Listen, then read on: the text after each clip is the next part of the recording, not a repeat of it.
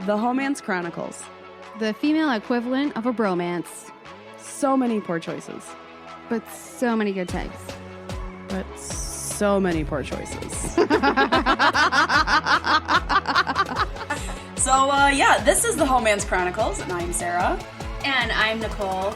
And we have just a refreshing guest with us today, especially needed during this time. We're so excited to talk to you, Dr. April. She's a sex therapist and counselor. Thank you so much for being here. Very much. Oh, thank you. I'm looking forward to it. So we're in the Detroit area. Where are you located? I'm located in sunny Florida, even though I feel like I'm very cold right now. But it's like 65 degrees here, which is kind of cold. Yeah, it's kind of cold there right now. Yes. She still has on a tank top. Well, I was saying, I have a heater on. I'm like, we're in hoodies and hats, and she's got her arms out. So I know, she's ready to go. I was curious because here we are definitely missing the sunshine, and that can obviously affect your mood in conjunction with, our political climate and quarantining and the environment and all of this stuff that's heavy. And now we're in the winter, right? And we're even more confined to our homes. And especially if you're a single person, oh yeah, and you're sexually frustrated, let's just add a layer of nonsense to this cake that I just developed. This layers of cake. It's called the American salad. It's a new treat. We just keep adding layers, like the Russian salad with the mayo and the carrots and the beets and the beans and then the mayo again. We're just gonna keep adding. It's fine. Yeah, so many people are just feeling so isolated. Mm-hmm. It's like they have no one to talk to, connect with, and as you guys know, touch is so important. So when we don't have that, it's hard. Yeah. Before we get into anything, I just have the craziest question to ask you. What is the wildest thing since 1997, since you've been doing this? What is the wildest thing that you have seen somebody do because of sexual frustration? Because of sexual frustration, the wildest thing that I've seen people do. We can pin it if you want. Let me think about it. Yes. I'm trying to. I think humans are so curious, and I mean, let's be real. We're not going to avoid what happened yesterday. The 7th of 8th of January, the 7th of January. Craziness just went down yesterday. Right. And it's a wild time to be alive. Right. And I'm curious to know, or what your thoughts are on, if you think that intimacy is potentially a part of that. Yes. So going back to your previous question, just because I have to get this out of my head. Check. When you're going to be a certified sex therapist, you watch a lot of porn. That's just part of the things that they teach really? You how to do. Yes, is to watch it so you don't show expressions. Oh, so you like literally have to train your physical reaction. Yeah. So you've seen sex with a variety of things, animals, just a variety of things. So, but off the topic of that, but maybe probably the wildest thing is maybe someone buying a doll. There are people that have sex dolls and having them all dressed up and stuff, and that's their form of intimacy in the sense because they have a hard time connecting with real people. I'm not gonna lie, I thought you said dog at first, and I was I said really talking about dog earlier, animals earlier. I was really sad, and then doll showed up instead, and I was like, no, that's still terrible for them. I'm sad. Yes. But no, there are people that have sex with their dogs, especially their big dogs. Unfortunately, yes, this is very true. Yes. But yeah, with all that's going on, yes, intimacy has suffered, and you have to realize that we come into this world connected with someone. Mm-hmm. Our moms. And then just now with all this isolation where we can't connect, or also maybe you're living with someone and because of everything that's happening, they don't know how to deal with their stress. You know what I'm saying? And they just like, don't talk. Nothing's wrong with me. Don't touch me, Right. Yeah. And then you just there's no intimacy, there's no sex, there's no touch, there's no connection. And that is just so difficult. Yes.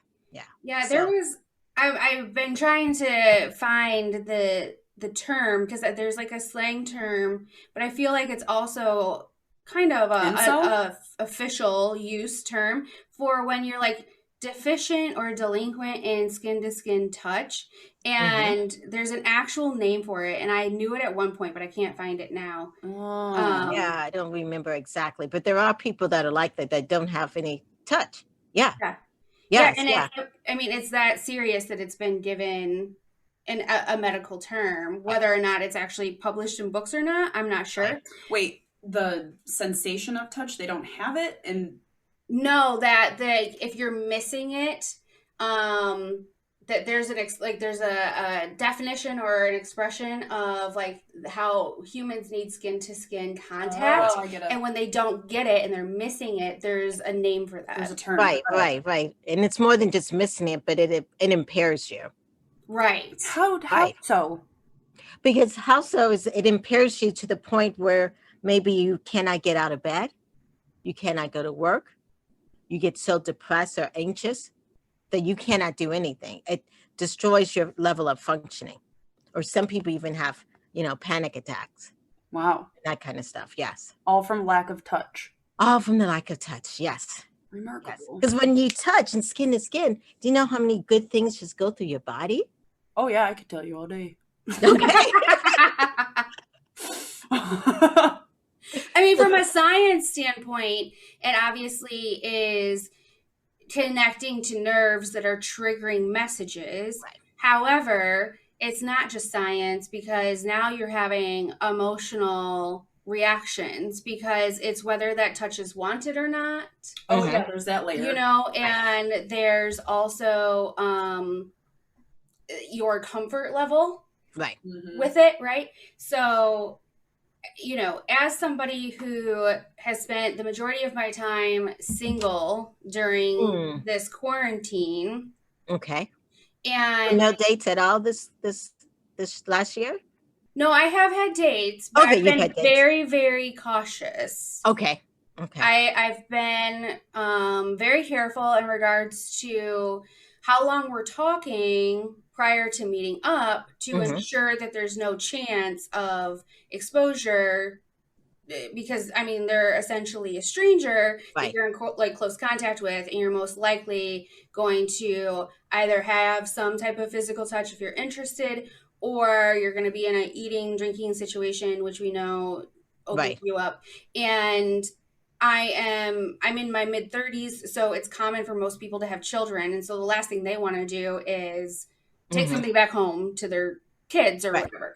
So one of the things that I mentioned to you was that when you're spending additional time building up a relationship via apps, or you move from an app to texting, maybe you're even doing a little bit of talking on the phone or something.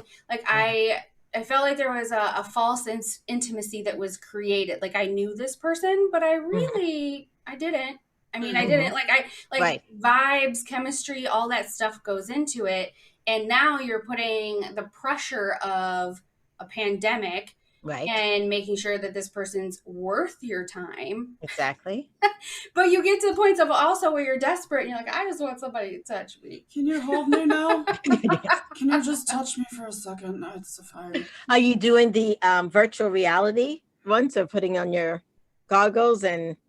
No. You're doing virtual reality dates now? Yes, yeah. People do virtual reality dates, so then you can actually have that false sense, though. I'm not going to say it's a true sense. I feel like connecting. Yeah. People do virtual. Is this a Black Mirror episode that you're telling me about?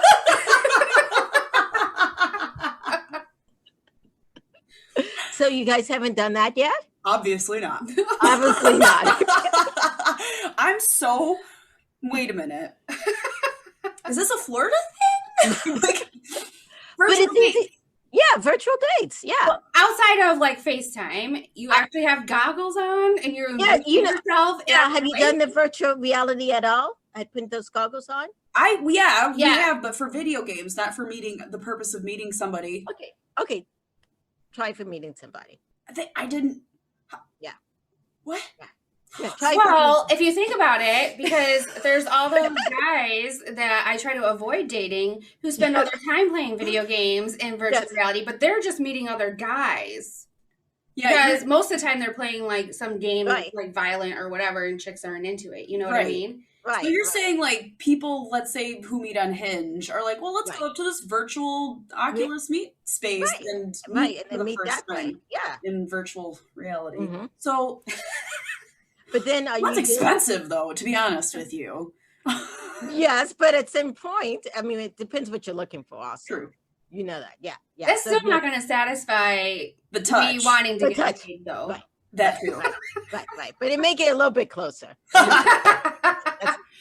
That is a step closer than just the 2D. Sure.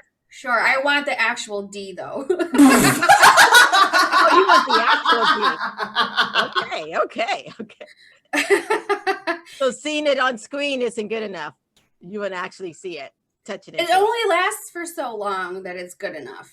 To me. I mean, I hear about people who go celibate for a year or really want to turn inward and focus on themselves. And I give them so much kudos, and that's great. I personally start to feel like I am craving that intimacy or that level of connectedness after, maybe even 3 to 4 months. Okay. Do you do any self-intimacy? Yeah. Okay. Yeah. But I guess my whole point of starting this conversation was that when you're developing these relationships with the intention of eventually getting to that point, but you're not actually getting to that point because you have this false intimacy that was created in the beginning. Mm-hmm. And that leaves you even more frustrated. Mm-hmm. Okay. So when it's that false intimacy in the beginning, then I'm assuming you guys go and start to see a little dates in person? Right. Then do you start to make sure you bridge into real intimacy? Yeah. You know what I mean by that? Yeah. If I'm into them, that's the problem. Is that I think that I am connecting or that I'm into them when we're messaging. Right. And when I talk about intimacy, besides the whole physical aspect, there's a whole lot of other things. Right. Intellectual intimacy. Right. Are you connecting with them intellectually, emotionally, spiritually, creative intimacy. You guys doing creative things together. So there's a lot of different forms of intimacy to make that a true intimacy moment. Does that make sense? Mm-hmm. Yeah. And I think that I can connect intellectually, maybe via text, but then in person, if you are not exciting me, we have a problem. You're boring me. Yeah, there are times where you will meet somebody and have this great ability to text each other, and because the texting world is so different than the physical social world, I've run into instances where I've met people who are remarkable texting machines and then can't socialize to save their lives in person, and it's such a turnoff because you want to be able to have that physical in-person intimacy that you have with the screen. You want it to be a real person, and sometimes it's just not. That's the disappointment. Yes. So what do you guys do once you're disappointed? You let it go and move on? Cry a little bit. No, I'm kidding.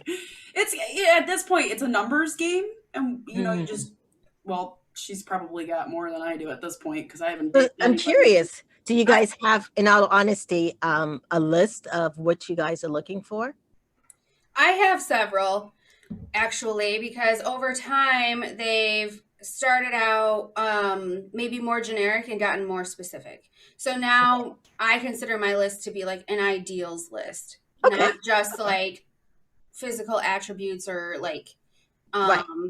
And it should be specific. You guys are worth it. You know that, right? Mm-hmm. Oh yeah. Yeah. Don't settle. So have a specific list. Have it on your phone, because what you put out in the atmosphere, you get back. But don't settle. Yeah. So for me, I think I go through phases where if it's not working out in person, but I thought it was going to because we had a different connection prior to meeting. I can go through periods of either dating fatigue where I am like, okay, I'm over it and I'll come back to it later. Or if I am in a really good spot and I'm really feeling myself, I'm just like, well, I failed faster, basically. Like I figured that one out quicker and I'm moving on to the next. Mm-hmm. Maybe look at it as a journey. Yeah. Yeah. Yeah. Yeah. So why do you think that is, though, that there can be such a disconnect? I mean, I know you mentioned all the various ways that people can have intimacy and connect, but like, why do you think that that going from a virtual to a real world experience can be so jarring? Right. So sometimes it's really honestly about the people themselves. There's some people who did not learn or did not have a healthy attachment growing up, you know? And so maybe as a young person in their 20s, they didn't have an emotional attachment or whatever. So they're really good with words, you know? So they're good at texting and that kind of stuff. But then when you get close up to them and you want to connect, that scares the hell out of them. That's not something that they're used to. So they back out. Does that make sense? Yeah, that makes total sense. Yeah. Yeah. It's really also interesting to see how people respond in stress. Because sometimes they're very happy. You guys are having a good time talking. Yeah, yes. The next thing you know, you haven't heard from them. Right. Right. He maybe lost his job, the dog died, or whatever the case may be.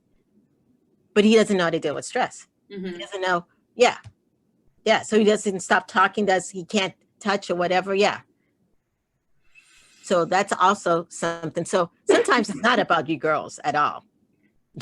Right. Oh, part of this journey that you're describing has been to take things less personally. That I am not the problem. Right. And then going back to your video guys, I mean, some of them love doing this right here because that's what they're used to. You know how many times they're playing video games and all that kind of stuff? Yeah. So they don't really know how to operate in the real world. Would you say that this virus and this heavily pushed digital age has created more false intimacy than there's ever been before? Yes. Yeah. Because now you're not forced. The first thing, when we didn't have this coronavirus, we were out maybe at parties or playing tennis or whatever the case may be, playing basketball and all that. But now we're isolated in our places. And so many times our go-to is the video games or just a lot of Zoom things and stuff. And so you get kind of isolated to the point where you don't think about, maybe I should go meet someone or talk to someone. No. So it has made a big, big difference. And even in the sense of social media, now with technology, I mean, most of everybody goes with their phone 24/7. So, and it's so hard when I don't know if you guys have been on dates and people are on their phone and they don't know how to put the damn phone and just have a one-on-one conversation. Yeah. Right. I've seen that even more so now, even like the couple small instances where maybe you could go out and be with somebody in person. Right. Like it's hit or miss. There'll be people who are so thankful to be in public and speaking to somebody in person that their phone is completely not even out. And then there are other people who are so habited at this point to being attached to their phone. I feel like people are creating more intimacy with the 2D experience than an actual physical experience. Right. Do you think that is, what do you think that impact would be in the next like 5 years, let's say, with it's already impacts so much in the sense of anxiety and social anxiety has definitely increased over. Yes. Can you speak to that? Yes. So anxiety is the number one mental health disorder. Right. And now about 25% of people are suffering from anxiety. And it has steadily increased with technology. And so if this continues, then people even have a hard time going for job interviews, talking to people, going for a date. They just don't know how to interact. If you don't get practice when you're younger and then early 20s or whatever, you don't get practice, what do you think is going to happen? You just isolate. Mm-hmm. Or you find someone else who's isolated, you guys get together and your children and you guys don't have any kind of emotional connection. Right. You know what I'm saying? Yeah. Yeah, because they're so immersed. Because I also see like how you have so much more control on your device versus in person. Right. You don't want to hear somebody, you don't want to hear somebody's tone, rhetoric, whatever. You can just turn it off. Right, definitely. Mute it or whatever. So now people are just kind of like creating these groups, I guess you could say, at this point. Right, and they don't connect with people intimately. And how it definitely infects, I do a lot of relationship counseling. So what it affects is when you start to isolate and you just do a lot of video stuff or whatever, you don't treat the people around you like humans. Right. You know? Yeah. You forget. Yeah. You forget. Yes. Yeah. And even your significant other that you love or whatever, you don't really truly, when you're intimate or making love, it's kind of like quick and fast, done and over, like they were on a porn or whatever. Yeah. Yes. Yeah. So how can we stop all this, guys? Well, tell us, Dr. Yeah, I mean, for one example, just because we briefly mentioned that this is the day after our Capitol building was taken over, and we pretty much had a terrorist attack on ourselves. And strange times. Yes. Well, and to be honest with you, I consider myself an empath, and that stuff is real heavy on me. And I had to basically stop working because nothing that I was writing or making or doing was happening in an efficient or effective way. I was way too distracted. And I was thinking about, you know, there's probably people who have family in DC. How scared are they? I was looking at the reporters who were on the scene, and I was blown away how they're able to put sentences together in the midst of the chaos that was happening, and just how disgusting the injustice is in regards to what we saw from the reactions in the summer and now, you know, that's connected to race. And I have a very diverse friendship with, or a very diverse friend, you know, group, and immediately they're responding and offended and concerned, and, you know, there's just a lot of emotions happening. So for example of how to like remind people that we're human, today I had a meeting scheduled that could have been handled via email. Okay. So, we all love those, don't we? Well, I mean, it's easier to execute while we have a discussion. But so I sent a note out to the team saying, I don't assume that everyone feels like we can go about business as usual. Good for you. This can be handled via email if someone's uncomfortable with, you know, the current times, and that you can review this on your own time. Just let me know. Because of this entire past year, we've all just been operating like business as usual. Like business doesn't stop, and you still have a job to do, and you still need to get paid. But it's like, but do you have to put that same energy and effort in? And can't you just take a breath? Like it's okay to take a break. Clearly, we all need it. Right, definitely. And at some point, it's good to have everyone at the table to talk about it. Because what happens is we all saw that was a lot, and it impacts us. And so many times we just think about all this and we just isolate, you know, not talk to anyone about it. But it's really good to call your friends, talk about it, have open discussions, because that's how you connect.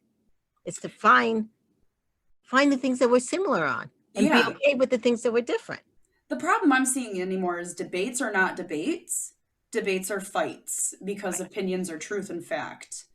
And I think that a lack of intimacy is part of the reason why we act that way. It's because we get so defensive so quickly that we don't want to hear what anybody else has to say. Period. Right. The thing that we struggle with that relates to intimacy is empathy. Right. It's being able to put yourself in anybody's shoes. Yeah. And many people in this world today, and definitely our leader, does not have empathy. And that is something that you can learn growing up. And when you have empathy, then you realize that, okay, I was born Black, which is this is how I was born. But that was by chance. I could have been born white and lived somewhere else. And if I did, I would have a different set of mind versus what I am today. And we don't realize how we grow up and our color of our skin, all that impacts us. Mm-hmm. Yeah. So why sit there and cause violence when that it could have been us in a different time period? Do you think that people are afraid of intimacy because of the emotions it makes them feel? Yes. Yes. Sometimes people don't know how to handle emotions. You have to remember, if you grew up and you were told boys don't cry, what are you crying for? I'm gonna hit you in the head for it. You know what I'm saying? Yeah. Yeah. Just shut up and just do that or do that. Yeah. Then when you start feeling it, oh my gosh, what am I supposed to do about this? So you drink, or you take some drugs, or you know what I'm saying? You stuff it down. Right. Yeah. Yeah. And then also unhealthy coping mechanism, which then leads you to anxiety about, if I show my feelings, am I going to get hit in the head? Right. I mean, not physically, maybe as an adult, but I mean, you're developing a fear of sharing your feelings because of either rejection or negative reaction or whatever the case may be. Mm-hmm. And in my personal experience, when we started this recording, before recording, I was like, I'm a self-proclaimed like intimacy challenged person because I don't always feel the rainbow of feelings. Mm-hmm. And I think that's something that I didn't learn until I was an adult and had a couple of years of therapy, where she's asking you, how do you feel about that? And I'm always replying with like the same 4 feelings when there's like a plethora of feelings. Yes. Yeah. And that's not something we teach our kids. It does, like being from a family who's like mildly ethnic-ish, right?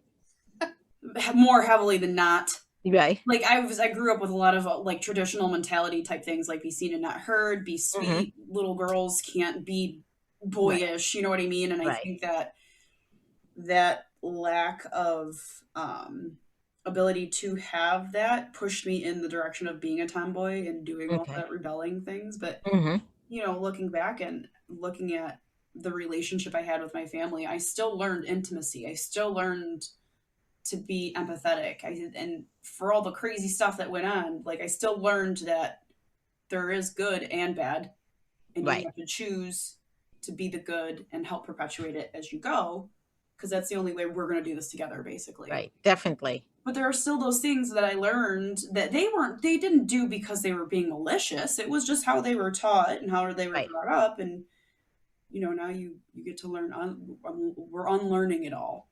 Right. And when you know better, you do better. Right. Right. Right. And when you're intimately with someone, or you strive for intimacy, that means you're strong. Some people think if you show feelings, that's weak, but it's really a sense of strength and courage. So. Yeah. And intimacy also requires you to be vulnerable. Right. That is what scares a lot of people. Can you talk about intimacy and vulnerability for a moment?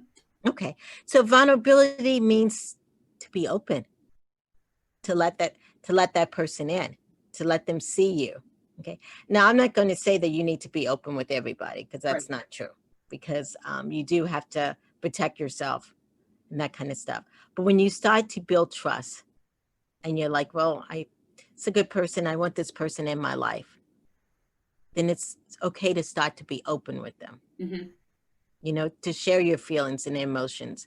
And sharing your feelings, it's not just saying, I like everything he likes, because that's being codependent. We all know that doesn't work. Yes. And most guys, they are attracted to independent thinkers, independent women and stuff. And then for some reason we get all whatever, and then we start to just like everything they like, and we become so codependent, and then they're like, oh, who is this? And then they want to. That's so funny. Yes. But being vulnerable means being honest with them and honest with yourself.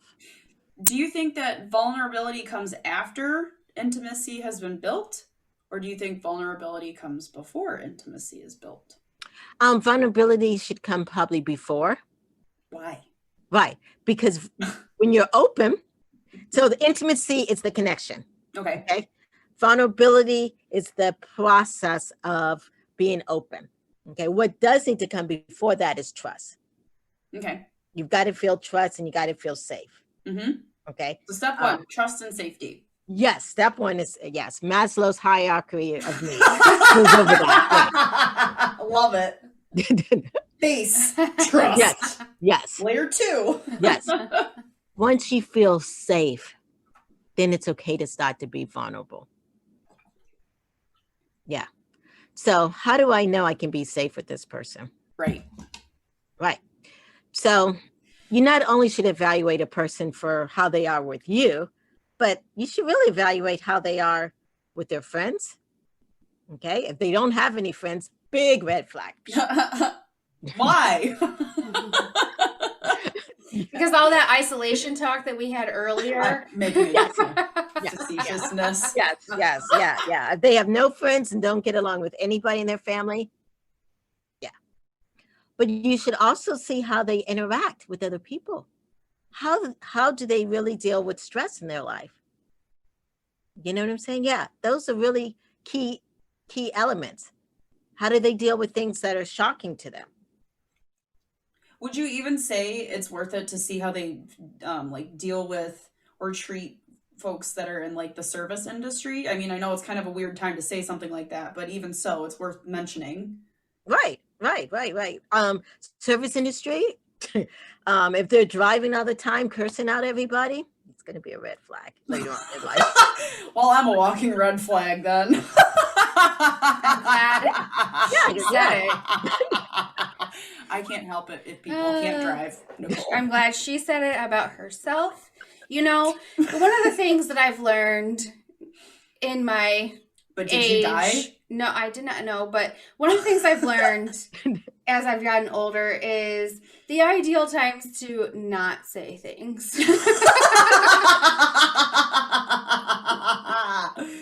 Mm-hmm. Yeah. And when to say them. Yeah. Yes. Yeah. Yes.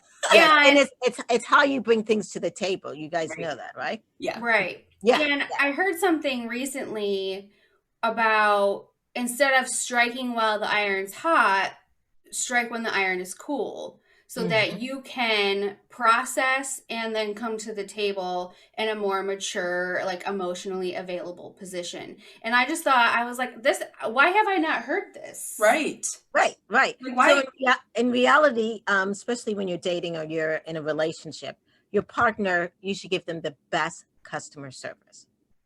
Number one customer service. Fuck yeah. That's what I'm talking about. On the phone. Yes. That's one of my favorite things ever said on the planet, ever. Yes. So, when you're at work and you have these people that bother you and you hold your tongue, you have learned to hold your tongue. But then when you're with your partner, you like, "Blah." I don't know. So one of the things when, like you said, it's when you start to get upset, sometimes it's okay to I teach couples how to do timeouts. Okay. You take a timeout and it's really good to journal or to do a voice record or go in your car, scream, curse them out, whatever it may be. And then you come back softly to the table and bring it to them in a very gentle startup. Right. By saying, yeah, I feel such and such. Don't say you, because when you say you, that makes the other person in defense So mode. much worse. Yes. Yeah. Does that make sense? Oh, Nicole? yeah. Yeah. I've heard the advice to stay away from the you statements, because I mean, at that point, it's just finger pointing, Right. and creates a defense mechanism. Right. But the thing that's hard about adjusting your you statements, if you are not comfortable being intimate or vulnerable is then if you don't have a you statement, you actually have to say how you feel. Right. And what happens is kind of going back to what you were saying earlier, is that when we get upset, we sometimes expect our partner to self-soothe us. Right. When we're pissed and we're mad, we expect this, but that's not their job. Mm-mm. It's our job to self-soothe ourselves, which means sometimes we need to take a little time out, get our ass out, maybe go run or something to calm ourselves down. Mm-hmm. Yeah. Does that make sense? I do that. Oh yeah, I figured. That would be me. Yes. I need time. Yeah, but some people have to do physical things. I'm assuming you probably have to do something physical to calm. No, I just need time out. I just need to sit in a corner for real. Like I just... Okay. Because then I'm just distracting myself and not processing, right? Right. Do you cry it out or journal it out, or depends how do you why make I'm sure taking the time out, you know? Yeah. Really just depends. It can be the cry. It could be the... Okay. Yeah. It could be the burning the note. I don't know. We'll see. Right. Okay, good. Yeah. It's good to just let it out. Right. I learned that a long time ago, thankfully. Good. Yeah, I recently was given a journaling tool of sorts where it's a series of questions to not only help you self-soothe, but to understand how you even got to that point. Like, why do I even feel this way? Is it triggered from something in my past? Is it a pattern? Those types of things. You're not necessarily asking those questions. It's a different series of questions, but to write it down automatically takes it out of emotion and into analytical. Which is funny because that's one of my actual real person job that I do. That's I manage a process similar to that. I'm an artist. So part of the process is it's in your brain and it's stopping you from all these glorious ideas. And so get it out on paper, put it somewhere else for right now. We'll look at it later. Just get it out. Get it out. And usually, typically speaking, once people get past that little speed bump they have of like they can't start because there's this one thing in their head, once they get it out, they're totally fine. But I learned that from my mom when I was a little kid. Oh, awesome. Thank you. Definitely. Yeah.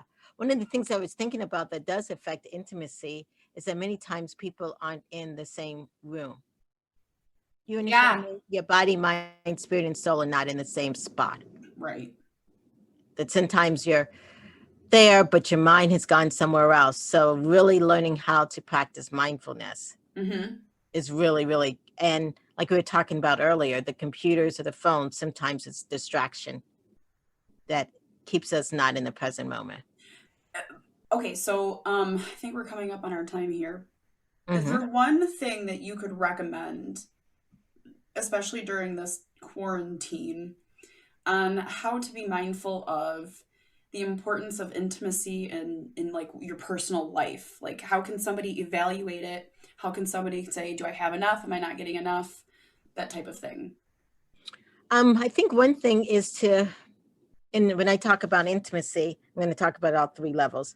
From the spiritual side, if you feel totally disconnected, you're like, what is this all thing? Maybe you need to spend some time meditating, or spend some time with yourself. And one thing about with the self-intimacy is making sure you like yourself, because you're going to be with you for the rest of your life. Right. You cannot divorce yourself. So do your best not to say anything negative about yourself, because it only devastates you. Okay. So after doing all that, then we talk about relationships. Think about in your mind, do I have close people I can actually talk to and express my emotions? Yeah. Friendships. Yeah. Just like you guys. Yeah. And if you feel like, godly, I have no one, then you need to kind of like check yourself, as they say. Yeah. And figure out, why don't I have anyone that I can connect to? Why don't I have any friends? How can you stop people from being the victim? Because there's a thing with intimacy and being a victim, I think, and not in a sexual manner by any means. Right. But I think there's that victim category that's in there, and I know it's a huge spectrum. Don't have time. Right. we can check. Right. Can you touch on that a little bit too? Right. I think part of people being a victim is the negative self-talk that they say to themselves. Okay, that's part of it. The other part is putting blame. I mean, you can put blame on your parents till you're 80, but still at some point it is your responsibility to take care of your body, your mind, your spirit, your soul. And things aren't just going to happen to you. Sometimes it requires action. Okay, so when you're a victim, you are living in fear. And I want to go back to talk about fear a little bit. Fear is what anxiety is. Right. Okay, that's what anxiety is. So when you're a victim, you're living in fear. Okay, and when you're anxious, people have three responses. They either freeze, they either fight, or they either run. Yes, but however, we're saying that there's other things you can do. Right. When you have that fear, when you feel overwhelmed, number one, let's work on getting it out. Whether you work out, whether you journal, whether you talk to friends, you know what I'm saying? You get it out. Once you get it out, at least you can identify it. Then we can learn how to replace things. You know, learning some positive mindfulness of putting yourself on a schedule, feeding your mind healthy thoughts instead of this junky stuff that you've been eating in your mind. You know what I'm saying? Like junky thoughts. Yeah. Yes. And then pushing yourself, being fearless. Let me try something different. Why do the same thing over and over again? Let me put myself out there and try something different. Let me try to connect. Yeah, if you get rejected, that's okay.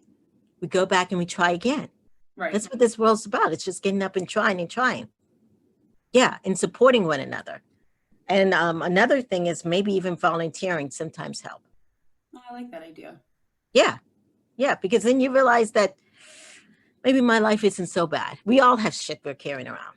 Right. Everybody has. I mean, we all have shit. We all have a suitcase and it's full.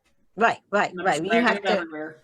Right. You have to learn to accept who you are and make a commitment that you want to strive each day to get a little bit better.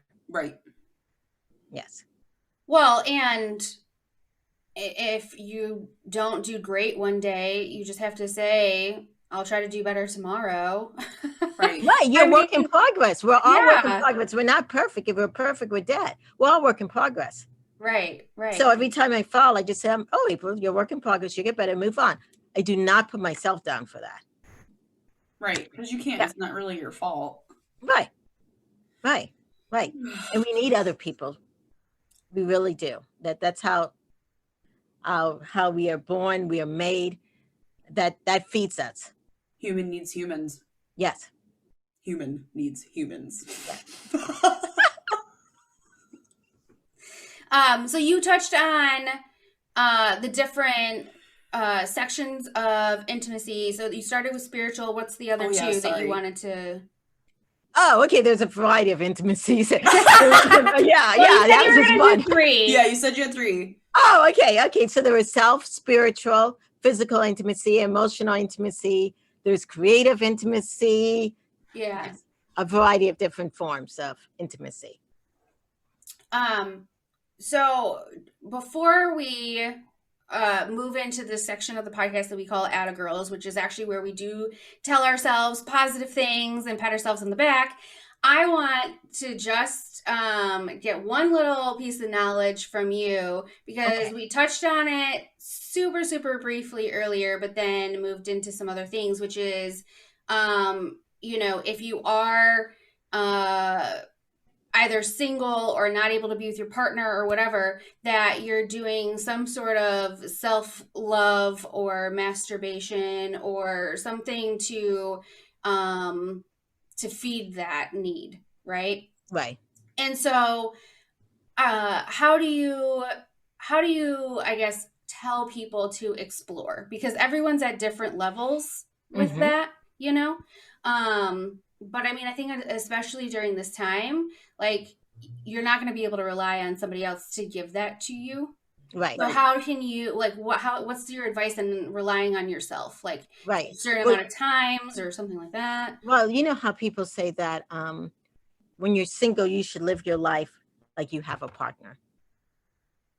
You know what I mean? Like some people I really want to go to the movies once I get a boyfriend. Then take your ass to the movies. Right. You know? Yeah. Yes. So the same thing in the sense of this intimacy. Yeah. If you want to be touched, hug yourself, touch yourself. You know what I'm saying? If you want to dance, turn on the music in your house and dance around, take a bath, put some lavender oil on it. Yes, yes. Go ahead and do that for yourself. Take care of your body, however that makes you feel. Does that answer your question? In a sense, beyond just taking care of ourselves at that surface level, I think we're more like at the sexually intimate level where, you know, a lot of the times, especially maybe people our age or within our generation, touching yourself is just not acceptable because of the religious aspect of your life when you were brought up. And a lot of people, I mean, I met a woman when I was in a corporate job who didn't know where her actual vagina was. And she was in her 20s. And so I think more or less it's a matter of how can you encourage people to be more sexually intimate with themselves, but also be okay with it? Right. There's a great book by Emily Nagoski called Come As You Are. Okay. And it talks about knowing your body. And it's a book for females, but it talks about knowing your body. Because if you know your body, then sexually when you're with a partner, it's so much better. Okay. Because you can tell them. But it's true. It is important for us to know what our vaginas look like. You know, men know what their things is and they name it. And some of us couldn't even. We get pictures of them all the time. Yes. I get it. Yes. And so, right. And you have to realize that the higher power created sex, created all this. Okay. So it's not disgusting. It's you. Even if it's with yourself. Even when it's with yourself. Yeah. How can you tell someone else how to please you if you don't know? Right. Because in all honesty, all our vaginas don't look the same. Okay. No. They don't. Nothing is the same. Yes. Yeah. So different positions and different things may. Yeah. But you would only know that if you checked yourself and you looked at. Yeah. So that's very important. And even if you're in a relationship, some people think, oh my gosh, if this person does self-intimacy on himself, he's cheating on me. That's not necessarily true. I agree with that. Wow. That's blew me away. Somebody thinks that way. But no, people think like that all the time. Women get super upset when their men choose porn to like please themselves instead of like, would a picture of me with my top on sitting by the bridge, like, is that going to get you off? No. Like my senior pictures aren't going to get you off. So like you got to compensate some way, somehow. And if you're going to just be that person with, and so women do that. Wow. Well, it's probably a jealousy comparison, many other different type. Tons of that. Yeah, and I read Come As You Are, and it takes a you did? Okay, good. Yeah. It takes a very scientific look at how you can not only please yourself, but also, make your other experiences more pleasing. And so even though it is a book for women, I mean, I think men would learn a lot. Because, yes. And there's a men version too. We're equal opportunists here. But I'm just from the fact that she's like relating it back to even like she's like I think at some point talking about like from caveman days, like this is just we're raw human beings, we're animals, like this is so from a science standpoint, it takes any kind of shame or or negative feelings about it out, but also I think that if people are feeling a lot of fear, anxiety, stress, etc., that you can use self-love in any form to actually relieve a lot of those things. Right, to release it. Yeah. Agreed. Yeah, instead of letting it ball up and people just eat more and get, bigger and bigger. Sometimes it's good to release. Right. Yeah, like I always think it's hilarious when in pop culture they refer to like the woman has a headache, so the guy's not going to get any that night. And I'm like, if I have a headache, I especially want to get some because it takes my mind off of it. She's got a headache because she doesn't want your date. That's why she's got a headache, because you don't lay it down properly. Let's be fucking real, everybody. Exactly. Yes. Yeah. But I'm just saying it can relieve like tension and stress and so many other benefits. Right. But sometimes people have trouble having orgasms because they don't know their body. They don't know their body, one, or they don't feel safe. Because you remember, you got to feel safe and vulnerable. And True. Yeah. If you don't feel safe and you're having sex, you're not gonna. But if you've never had an orgasm, that's true. If you never had one, that's why, because you don't know your body exactly. So,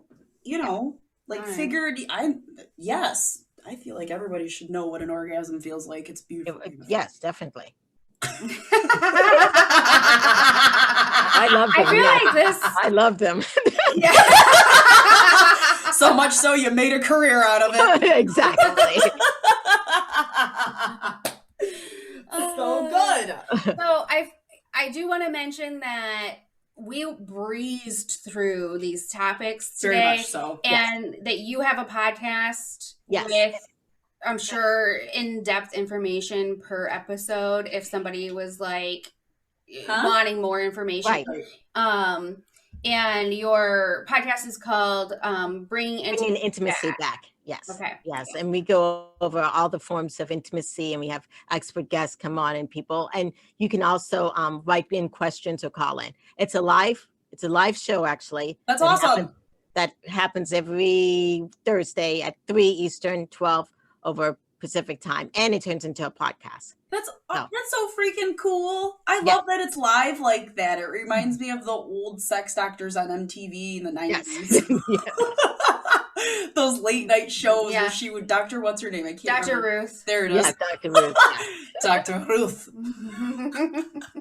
So for our Atta Girls, something that we're proud of ourselves for, I mean, to be honest, I'm just going to double back on what I said earlier in the fact that, like, I took a moment to go, people are affected differently every day. Like, you don't have to join this meeting. We don't have to do this. Like, I'm not saving lives here. We're going over email creative. Like, it's it's not like, put it in perspective. Like, is it going to be our best work when this is all really going down?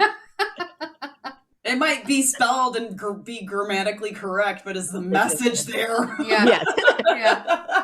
Well, and so I work with a large corporation, and that's my client, and they responded back to me like, thank you for being so thoughtful.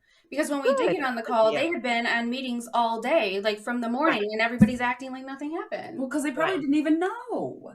I did not know. That was the thing. I had no clue. I was in my vehicle driving to an appointment. I had no clue what was going on. What was going on? Yeah. Not a clue. I texted you to make sure you did. And then I was made to know about it after from a coworker even, because they are yellow. Yeah, I didn't see it to the end in the evening. So and it really does take you and just changes your mood and everything. Yeah. Certainly humbles you. Mm-hmm. Sarah, do you have Atta Girl? I do, as a matter of fact. It's very much in line with yours. Yesterday, driving to my appointment, I heard of what was going on, and I didn't engage at all. I didn't,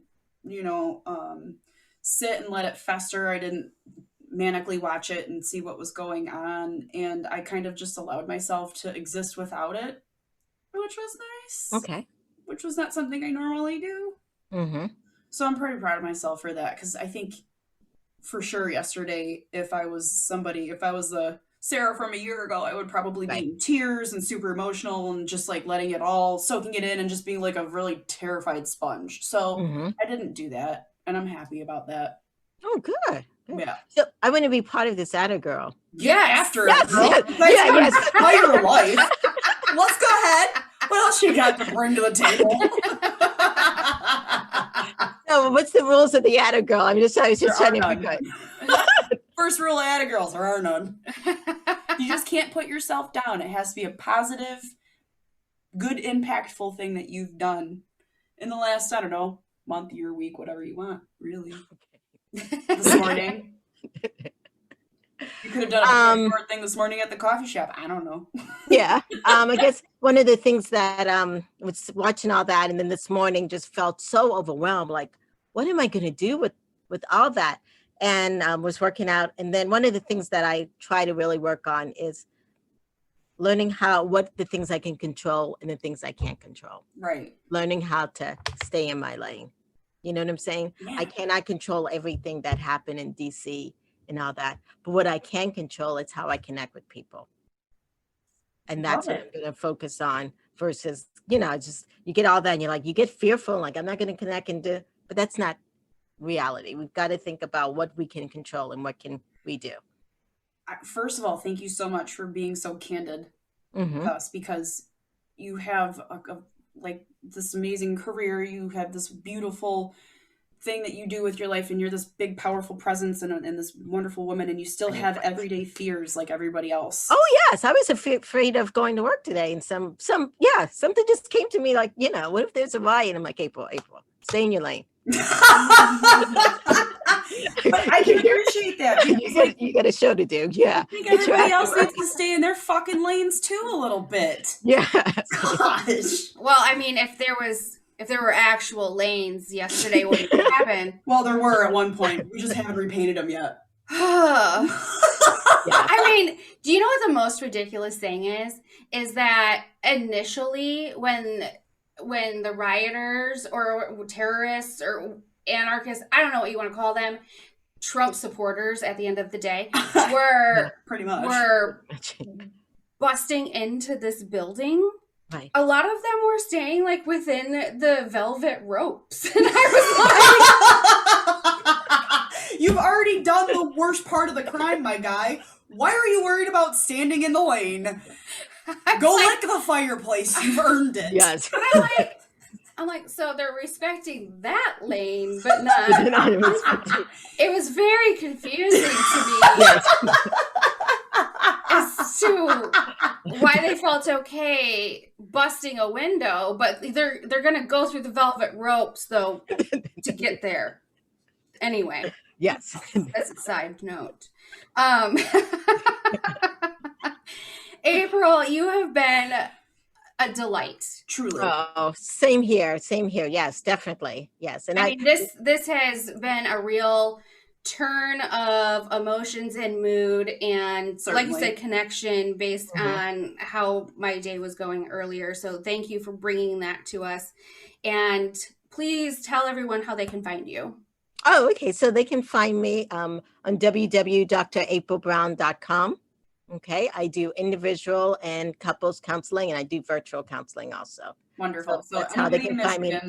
Or Montana. Yes. Or anywhere in the world. Yes. Can find you. Yes. And you can go on Facebook and Instagram, search out Dr. April, bringing intimacy back. Okay. You find me.